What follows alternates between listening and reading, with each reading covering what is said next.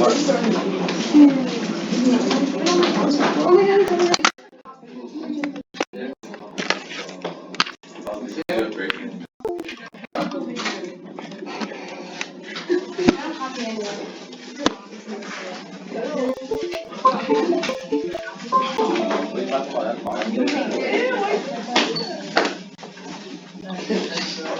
guys, here we go. Let's get started. So today we're looking at inequality word problems again, but this is, like the objective says, we're looking to solve applications in one and two variables. Okay, so last time we saw compound inequality word problems, it was only one variable, there was only one unknown. Okay, today we're going to look at a couple of problems where you have two unknowns. The only difference is that with two unknowns, it's not a compound, it's just a straight up, just one inequality. Okay, so let's take a look. We have to break this guy apart. Alright, so what we're looking at here is we have a person here that spends 10 cents per text message sent and 25 cents per picture message sent on a cell phone. Okay, this is how it used to be before you guys got unlimited plans and stuff. Like when I was in high school, if you went over your messaging, let's say you had like your limit was like 500 minutes and then like 250 text messages. Like that was a regular plan back then. If you went over that, then you would have to pay like 10 cents every text message that you sent. Okay, so this is like, you can tell this problem is from like 2008, 2009, that kind of thing. All right. So the monthly budget for messaging is $30. All right. So when you start reading this, right, start thinking about what a budget means. Can you go over your budget? No. So that means you have to stay within, right, less than $30. Right. Or if it's a budget of 30, then you can exactly spend those 30. Okay. So we want to find a combination of text and picture messages that will keep Stephanie within her budget. Okay. So since we're dealing with picture messages and text messages, we know the price for each one, but what don't we know? How many were sent? Yeah, we don't know how many were sent. Okay, so we have to create two variables here. Okay, so the first one, because I have an x and a y axis here, this kind of, whenever you see the graph like this, an xy plane, it's a hint that means you're going to need two variables. Okay, so the first one, let's call it x.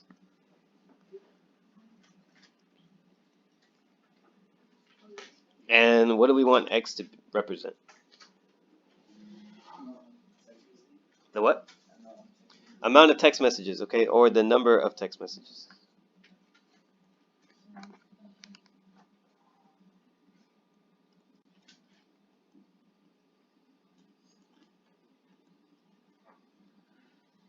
Okay, and let's also create a y variable.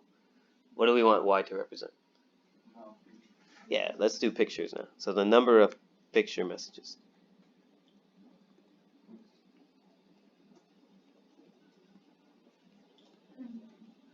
Okay. All right, so we have our variables set up. We define them. Now let's start setting up the equation that represents how much money she's going to be spending, right? So if I have 10 cents per text message, okay, it's 10 cents per message. Okay, how could I represent that so I can find how much she's going to spend? Yeah. 10x? Is it $10 per message? 10 cents. So not 10, but 0.10. Okay, 0.10. Okay, so 0.10 x. Okay, and on top of that, it's not just the messages, the text messages, but also picture, right? So then we have to add that to point what? Not quite. You're close. What is the price? What is the price of the picture messages? Hex. What's the price of the picture messages? 0.25. Okay, so then you multiply the cost of each one times the amount that you're going to spend, that you're going to send. Okay, so a quarter for each picture message. All right. Now, then comes the part where her monthly budget is $30. Right. So we spoke about that, right? We said if your budget is 30, you don't want to go above it. So if this part here represents how much you're going to be spending, right, do you want this quantity to be, right, what relationship do you want it to be in comparison to the 30? Less than or equal to, yeah, because you can be exactly 30. You can spend exactly $30. You just can't go above that. All right. So now we have this the inequality here. We have this set up, but in order to graph it, we need to then convert this into y equals mx plus b. right? So we need to get y by itself. But since I have some decimals here, first let's get rid of them so that it becomes an easier process, right? Notice how many spaces that the decimals need to be moved for both of the problems. 2. So what do we multiply by? If it's 10, that would only move me over 1. So 100, okay? So if I multiply by 100 to the entire inequality, then that will help me move the decimal spaces over twice, okay? So multiply everything by 100. That's going to turn this into 10x plus 25y is less than or equal to 3,000, okay? The numbers look big right now, but it'll simplify kind of nice, okay? All right, so now if I want to get y by itself, what expression do I move over to the right? 10x, yeah. So let's subtract 10x.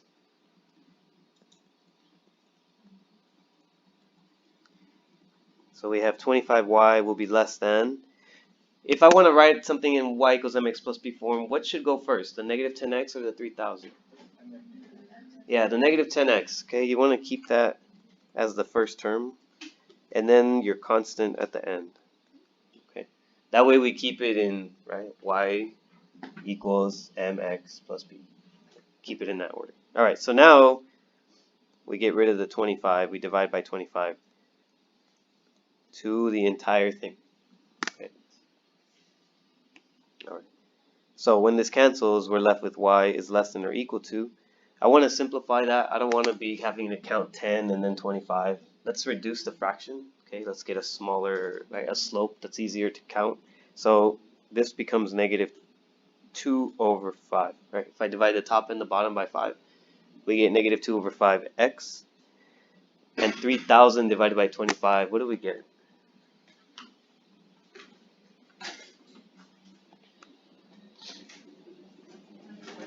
120? Okay.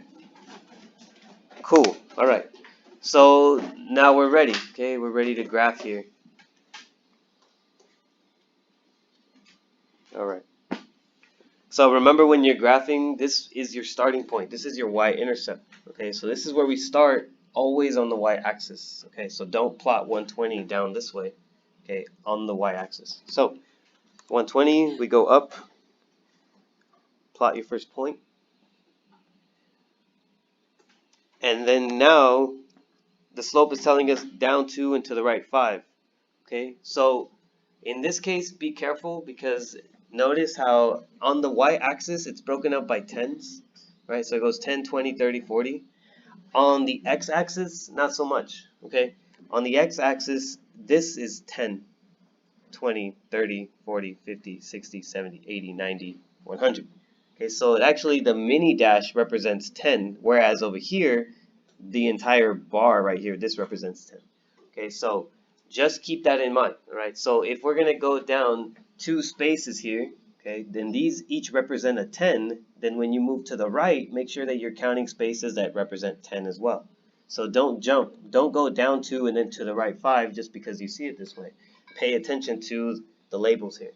Okay, so I'm gonna wanna go down 2, but then count over 5 of these mini dash marks. Okay, so 1, 2, 3, 4, 5. So I end up kind of like somewhere in the middle, right around here. Okay, so down 2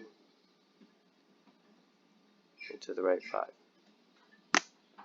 Okay, does that make sense? Okay, it's just because of the way that it's spaced out.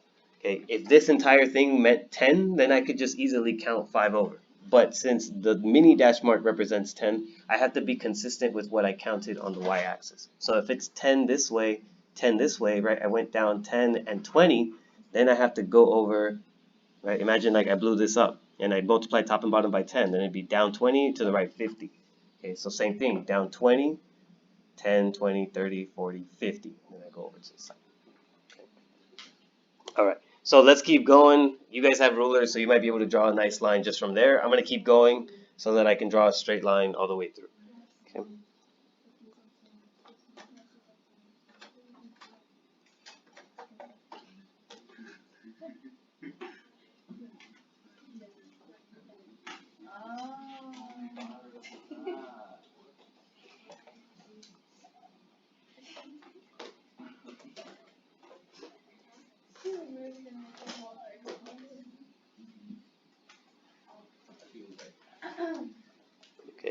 So that's the line I should get right there. All right, let's review a couple things, okay? Before I draw that line, there's four different inequalities. There's two different lines, okay? It depends on what the inequality is. So just to recap, okay? If I have a less than or a greater than symbol, okay? This represents a dashed line, okay? This is dashed. It's a little different when we work with x and y axis, okay? And then if it's a less than or equal to and greater than or equal to, then what kind of line is it? You guys remember? It's a solid, yeah, it's a solid, okay? So if it's a solid line, then that means that anything on the line is still part of the solution. If it were dashed and I land on the line, then I wouldn't be part of the solution. Okay, so it's kind of like the closed circle and the open circle, but in the two-dimensional version. Okay, so draw the line. I know it's solid because it's less than or equal to, right? So this symbol right here told me I can go ahead and graph that as a solid. Now I still need to shade, but instead of shading left or right, we have to decide whether to shade below or above the line. So since I have y is less than, right, always starting with the y variable, if I have less than or equal to, which way am I shading, below or above? Below, yeah, I want to be less than whatever budget I had set up. So I would shade everything underneath. Okay, you guys can use the highlighters that are in there and you can shade it. Okay, this is kind of familiar. You probably saw this in Algebra 1, right? Yeah, for sure you guys saw it. Okay. Questions so far on the setup? Okay.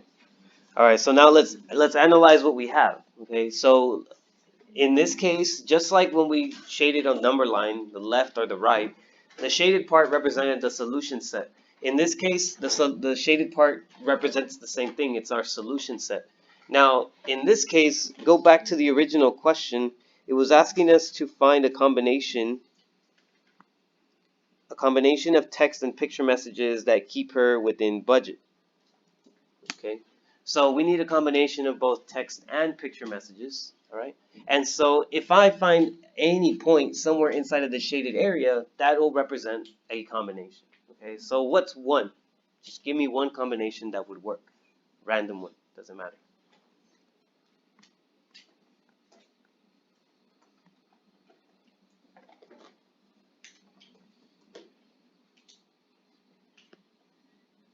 Whoa, wait, hold on, sorry.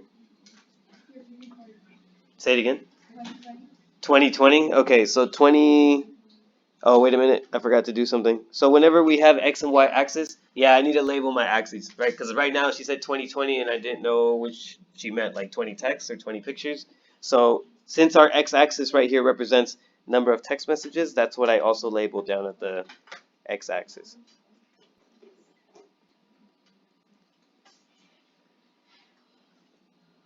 Okay, so X axis is whatever you labeled your X variable, whatever labeled your Y variable, that goes on your Y axis. So number of picture messages up here.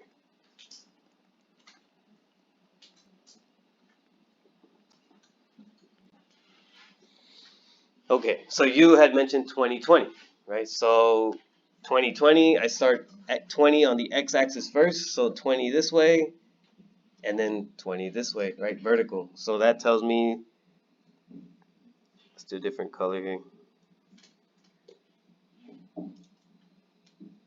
Okay, that point represents a solution. Okay? She's well below her budget. Okay, she's within the shaded area. She's below the line. Okay, so this solution right here, this represents 20 texts and 20, I'll just say pics. Okay, now we're set. What is a combination that would have you spend exactly $30? Yeah, where would you look?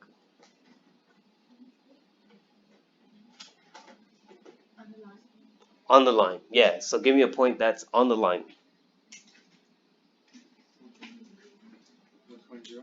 120 and 0. Yeah, that's one. Wait. If you're saying 120 and 0, 0, 120. Okay, so 0 up 120 right here. Wait, why didn't it show up? It's a different color.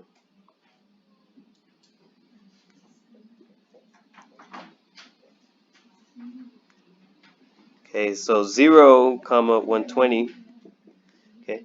In this case, that represents 0 text messages and 120 picture messages. Okay, so 0 text and 120 pics. Okay, he sends 120 pictures, spends the $30, and he's right at his budget. Okay, what's a combination that wouldn't work?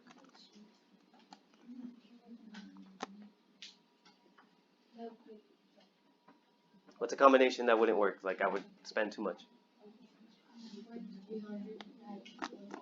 300 and 140, yeah. So if I go 300 text messages and 140 picture messages, I'm way out here. Okay.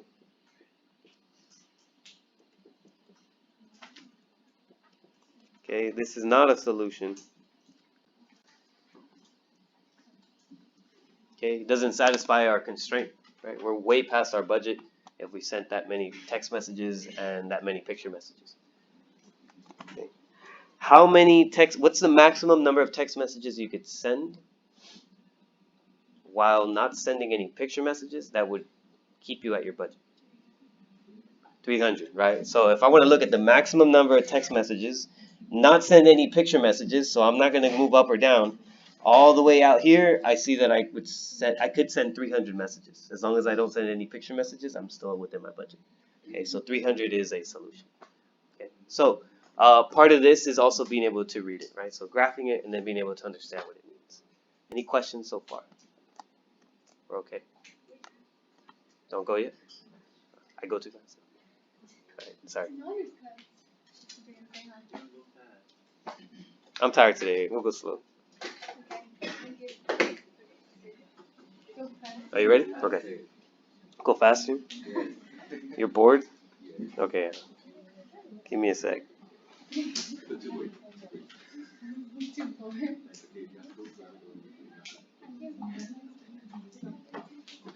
Okay, next one.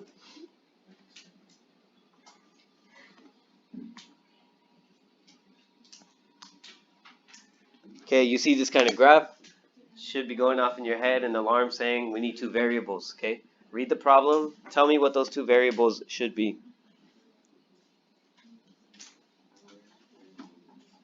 There's also a typo here somewhere where it says dog walking hours. Cross that out.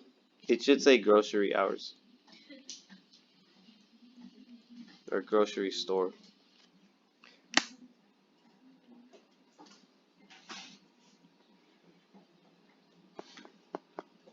What should my first variable represent? All right, number of hours babysitting.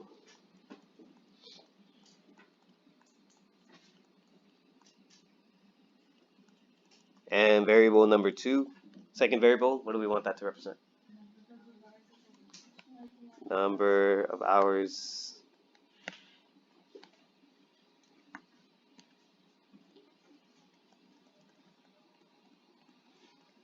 at the grocery store.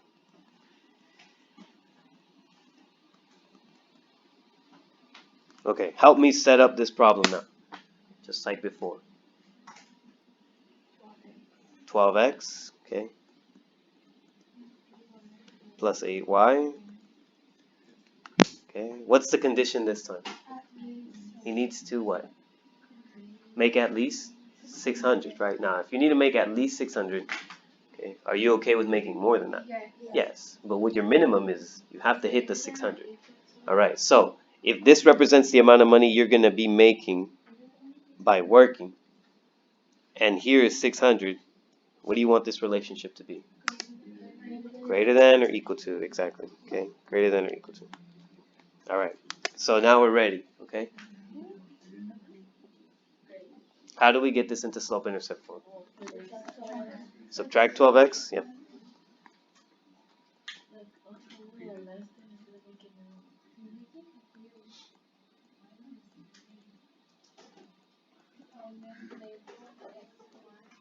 Label X and Y. Yes, I forgot to do that again. Okay.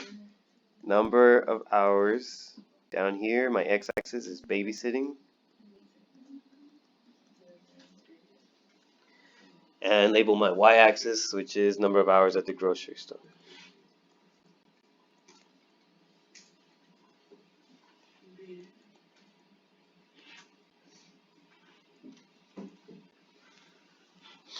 Okay.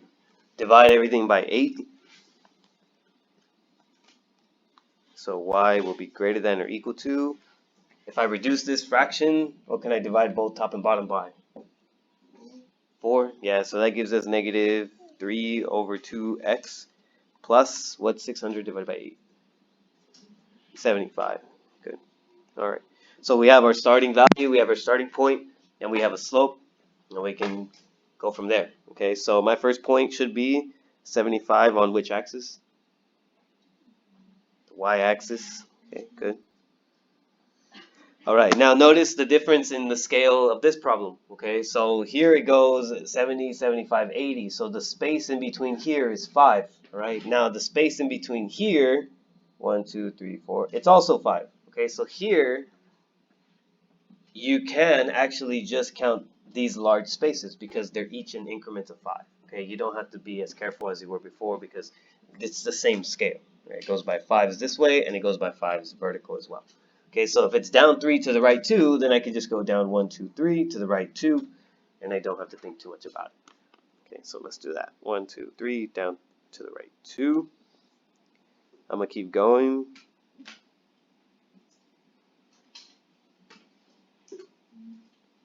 Did I do that right? 1, 2, 3.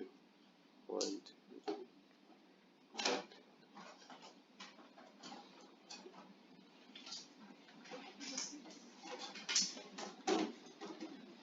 Cool. Okay. All right. What kind of line are we drawing here? Solid. Yes. Okay. Because I have an equal to symbol down here. So solid line.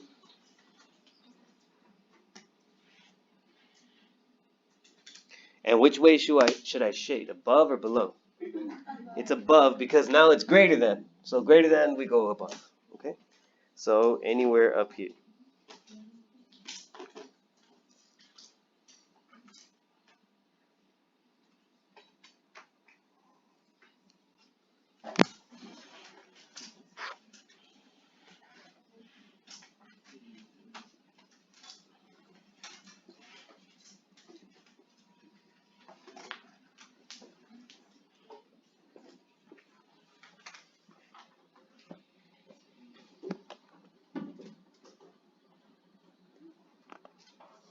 Okay.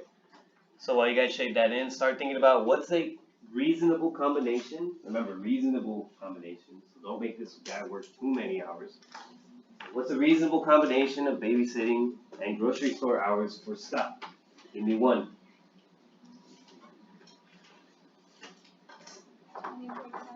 20 and 45? Okay, so 20 and 45, this point right here.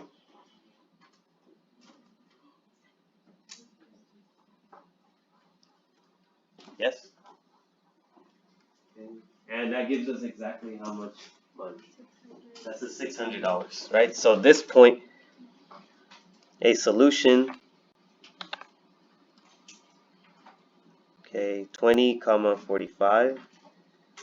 So that represents 20 hours babysitting and 45 hours at the grocery store. What's a combination that will allow him to work at only one job and still make 600? Zero what? 0.80 or 0.75? 0.75. Okay, so he could work 0.80, but if he just wants to wear the bare minimum, right? He just has to work a bare minimum number of hours. Okay, he could do 0.75. Okay. What's a better, if it was you and you had the choice, where would you have worked instead? 50-0, because here you work 25 less hours than you would have at the store, right? Well, the difference is that you get paid more babysitting, so you need to work less hours. If it was me, I would try to find 50 hours babysitting, and then I would hit my goal. So this is also right a pretty good spot right here, 50, comma 0. All right, give me a combination where he comes up short. 40-10. Okay, so he works 40 hours at babysitting, 10 hours at the grocery store. Yeah, I know, I'll get it. Oh, it always happens. Okay, you want to take it back? Yeah. Okay, so this dot right here, not a solution.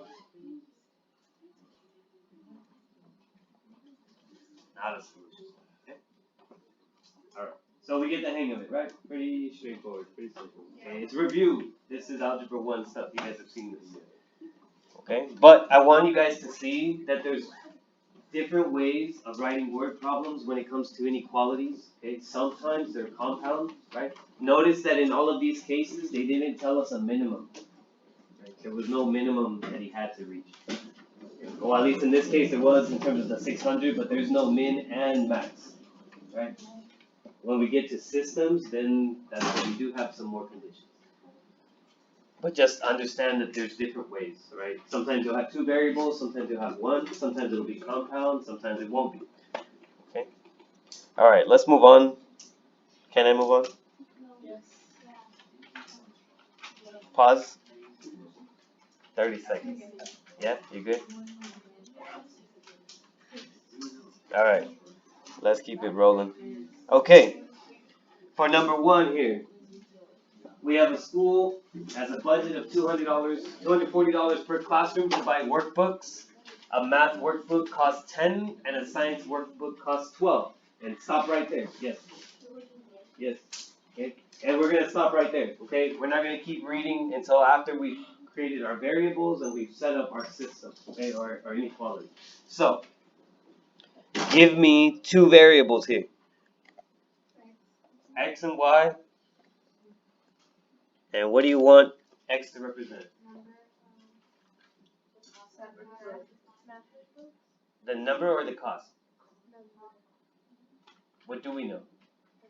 We know the cost. So then the variable has to be what we don't know, which is the number, right? So the number of,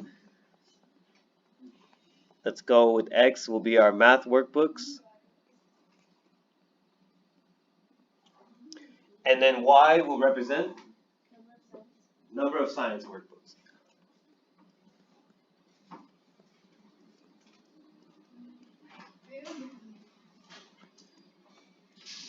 Okay, help me set up the inequality now. 10x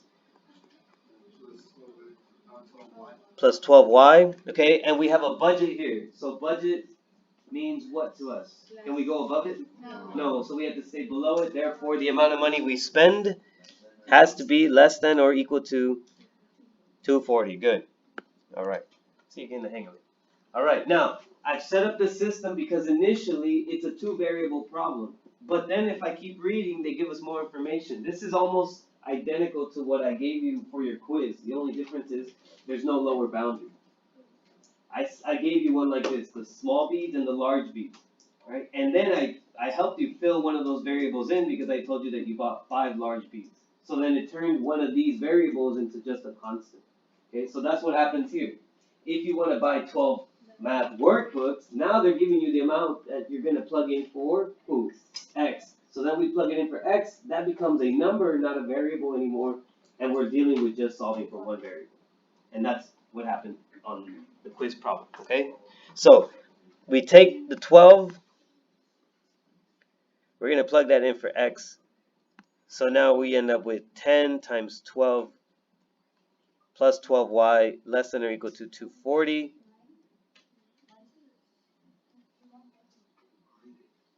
So we're left with 120 plus 12y less than or equal to 240. Okay. Now we just need to solve for y. If I only have one variable, Do I need to graph it as like y equals mx plus b? No. When you have only one variable, the way you graph is a number line. Okay. There's no need to try to account for the x and the y. If it's y, it's just one variable. In this case, it's y because that's what we chose, but it doesn't literally mean it has to be on the y-axis. It just means that's the only variable we're working with. So if I subtract 120 from both sides, I'll get 12y less than or equal to 120. So y has to be less than or equal to 10. Okay, now, let's say you graph this. Here's a number line, here's 0, here's 10. That's a closed circle, and I want to shade to the left. Okay? Let's think about this in a real world scenario. Okay? This is the amount of science workbooks you can buy. Okay? Can you buy negative infinity science workbooks? No. This is like the airplane problem we looked at a couple weeks ago. Okay? You can't buy negative infinity workbooks. What is the most reasonable number you think you can end your interval at? 0. You can buy 0 workbooks if you really want to, right? If you don't want to give those kids in that class any science workbooks, that's fine. You can give them nothing, right? That's okay. So then we could actually end the interval there. You can buy them 0, or you can buy them all the way up to and including 10. Okay, so the context matters when you're dealing with actual physical. Yes. Can 0 be a No, because you can't buy like Oh, 'cause you they can put it live, in you the can middle. actually buy nothing, right? You can choose not to buy anything. Yeah. If it was a parenthesis, then you would basically be saying like, I could buy like 0.1 of a book. Okay. Yeah, you can't really do it. In this case, we're talking about whole numbers. Okay. Questions? Okay, I'm gonna set you off and let you do the rest on your own. Okay. I know some of you guys want to go a little faster. So while you're doing that, I'm gonna come around and check for your PSSRs. Right? After I'm done checking your PSSRs, we'll come back and we'll review what we got for 2, 3, and 4. Okay, so for now you're working on 2, 3, and 4.